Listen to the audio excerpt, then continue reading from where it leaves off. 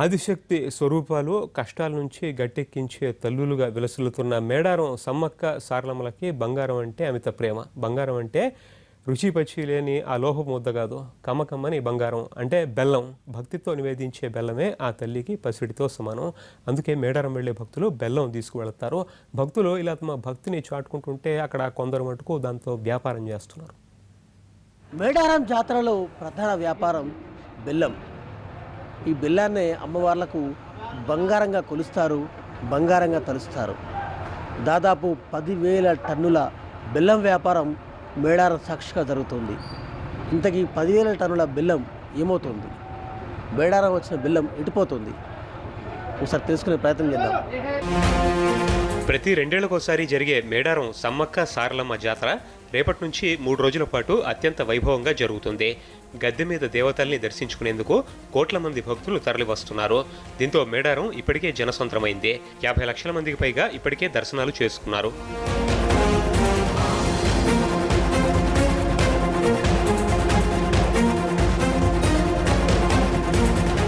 జాతరకు తరలివచ్చే భక్తులు వనదేవతలకి ప్రధాన నైవేద్యంగా బెల్లాన్ని సమర్పిస్తారు. దీన్నే బంగారం అంటారు. జాతర సమీపించడంతో బెల్లం అమ్మకాలు జోరుగా సాగుతున్నాయి.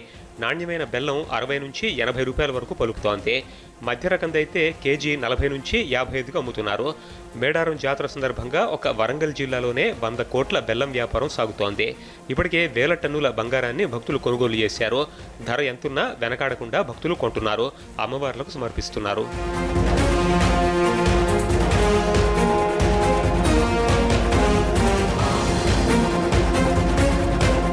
కరీంనగర్, నిజామాబాద్, ఆదిలాబాద్, ఖమ్మం జిల్లాల నుంచి భక్తులు పెద్ద సంఖ్యలో వస్తున్నారు.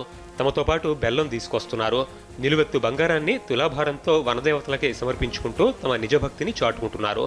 అమ్మవార్లకు బెల్లం మటుకే నైవేద్యంగా ఎందుకు పెడతారు అని ఖచ్చితంగా ఎవరూ చెప్పలేకపోయినా బెల్లం ఆనవాయితీతో మొక్కుబడుల రూపంలో ఈ సమయంలో టన్నుల కొద్దీ బెల్లం మేడారంకు చేరుకుంటుంది. మేము వచ్చేసి ఒక లారీ లోడ్ తీసుకొని సో మీ దగ్గర వచ్చిన భక్తులకు వాళ్ళ కోరిక మేరకు ఎంత బెల్లం పడితే అంత అమ్మడం జరుగుతుంది. సో ఫర్ కేజీస్ వచ్చేసి ఒక 45 to 50 అప్రాక్సిమేట్లీ ఇచ్చేస్తుంటాం. సో పబ్లిక్ని బట్టి ప్లస్ మాకు పడ్డటువంటి రేటుని బట్టి దాన్ని చూస్తే మేము డిస్ట్రిబ్యూట్ చేయడం జరుగుతుంది. కోరిన కోరికలు తీరితే నిలువెత్తు బంగారం సమర్పిస్తామని భక్తులు మొక్కుకుంటారు. ఆ ప్రకారం జరిగితే నిలువెత్తు బంగారం అమ్మవార్లకు కానుకగా సమర్పిస్తారు. బహుశా వేరే ఏ దేవతలకి ఇటువంటి బంగారం సమర్పణ ఆచరణ లేదేమో. వాళ్ళ మొక్కులు వాళ్ళ కోరికలు నెరవేర్చుకుంటేందుకు బెల్లం మొక్కుని వాళ్ళ పంచుతారు. వాళ్ళు బెల్లం సమ్మక్క దగ్గర పెట్టుకుని చేసుకుంటారు, పూజ చేసుకుంటారు. వాళ్ళ ఆనవాయితీ నుంచి కొన్ని ఏళ్ళ నుంచి వస్తుంది బట్టికి అదే క్రమేణా నడుస్తుంది. గతేడాది కంటే ఈ ఏడాది బెల్లం అమ్మకాలు భారీగా పెరిగాయి. భక్తుల సంఖ్య మరింత పెరుగుతుండటంతో ఈ 3 రోజులు బెల్లం అమ్మకాలు రికార్డు స్థాయిలో జరగబోతున్నాయి. భక్తులు సమర్పించిన బెల్లంలో కొంత మటుకే వారికి ఇస్తారు. మరి మిగిలిందంతా ఏమవుతోంది? టన్నుల కొద్దీ వచ్చి పడుతున్న బెల్లాన్ని ఎవరు ఎక్కడికి తరలిస్తున్నారో? గత జాతరకి ముందు బంగారాన్ని ప్రసాదంగా పంచేవాళ్ళు. మరి ఇప్పుడు టెండర్లు పిలిచి మరీ బెల్లాన్ని ఎందుకు తరలిస్తున్నారు? ఎక్కడికి పోతోంది? ప్రతి 2 ఏళ్లకోసారి కుంభమేళాను తలపించేలా సాగే మేడారం సమ్మక్క సారలమ్మ జాతరలో టన్నుల కొద్దీ బెల్లం పోగవుతుంది. గతంలో తక్కేళ్ల కొద్దీ వచ్చే బెల్లం ఇప్పుడు టన్నుల్లోకి చేరింది. సమ్మక్క సారలమ్మ గద్దెలు భక్తులు సమర్పించే నిలువెత్తు బెల్లంతో నిండిపోతున్నాయి. ఈ బెల్లాన్ని ఎన్నడూ లేని విధంగా కాంట్రాక్టర్కి అప్పగించింది దేవాదాయ శాఖ. గిరిజనులకే ఇది దక్కాల్సిన తన పలుకుబడి ఉపయోగించి తక్కువ ధరకి టెండర్ దక్కించుకున్నాడు ఒక గిరిజనేతరుడు. 1/70 యాక్ట్ ప్రకారం గిరిజనులకు 5 లక్షల వరకు విడి చేయాల్సి ఉంటుంది గ్రామ సభల ద్వారా. అది గ్రామ సభ వ్యక్తిగత తీర్మానాలు లేకుండా ఇది వాళ్ళ ఇష్టపూర్తికంగా సర్పంచ్ గారు మరియు ప్రజాప్రతినిధుల అండతోటి ఈ వీడీసీలని వేరే వ్యక్తులకు ఇవ్వడం జరిగింది. ఇటువంటి కార్యక్రమం ప్రతి జాతరకు జరుగుతుంది. కాంట్రాక్ట్ దక్కించుకున్న వ్యక్తి బెల్లాన్ని నిర్బంధంగా తరలిస్తున్నాడు. ప్రైవేట్ సిబ్బందిని పెట్టి మరీ భక్తులకు ప్రసాదం అందకుండా లారీల్లో దీన్ని మాయం చేస్తున్నాడు. భక్తులకు ప్రసాదాలు పంచిన తర్వాతే దీన్ని తీసుకువెళ్లాల్సిన సదరు కాంట్రాక్టర్ పట్టించుకోవడం లేదు. ఓవైపు భక్తులు మొక్కులు తీర్చుకుంటారు, ఇటువైపు సంచుల్లో బెల్లాన్ని తీసుకుని వెళ్ళిపోతున్నారు. ప్రజలకు ప్రసాదంగా అంతో ఇంతో కొద్ది % మాత్రమే ఇచ్చి ఎక్కువ శాతాన్ని ఈ గుడుమా సంబంధించి ఆక్రమ వ్యాపారాలకు కొందరి మధ్యవర్తులకు బ్రోకర్లకు కాంట్రాక్టర్ రూపంలో కాకుండా అవినీతి అక్రమ మార్గాల్లో బెల్లాన్ని మళ్లిస్తూ సొమ్ము చేసుకుంటున్న దుర్మార్గమైన వైనము భక్తిపేటతో జరుగుతున్న దోపిడీగా ప్రజల అనుమానాలు ఉన్నాయి. ఇంత బెల్లాన్ని ఆ కాంట్రాక్టర్ ఏం చేస్తున్నాడనేది ఇప్పుడు సస్పెన్స్. గతేడాది భక్తులు సమర్పించిన బంగారాన్ని అయ్యగారు గుడుంబా బట్టీలకు అమ్మేసుకున్నాడు. ఎత్తు బెల్లాలు సమర్పించిన భక్తులు అమ్మవార్ల గద్దెల నుండి ఎంతో కొంత ప్రసాదంగా ఇంటికి తీసుకువెళతారు. దాన్ని ఇరుగు పొరుగు వారికి పంచిపెడతారు. ఈసారి మాత్రం అలా జరగడం లేదు. తమ ఇళ్లకు తీసుకెళ్లేందుకే అవకాశం దక్కడం లేదని భక్తులు ఆందోళన వ్యక్తం చేస్తున్నారు. మాకు ఇక్కడ బంగారం తెచ్చి ఇక్కడ పెడితే మాకు ప్రసాదం వలన ఏమి ఇస్తలేరు సార్. అట్లా తీసుకుపోయి బస్తాలలో వేసి కుక్కేసి ఎక్కడో పంపిస్తారు.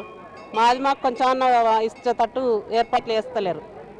అందుకే మాకు జర బాధ అవుతుంది. ప్రసాదం మాకు అందటం లేదు.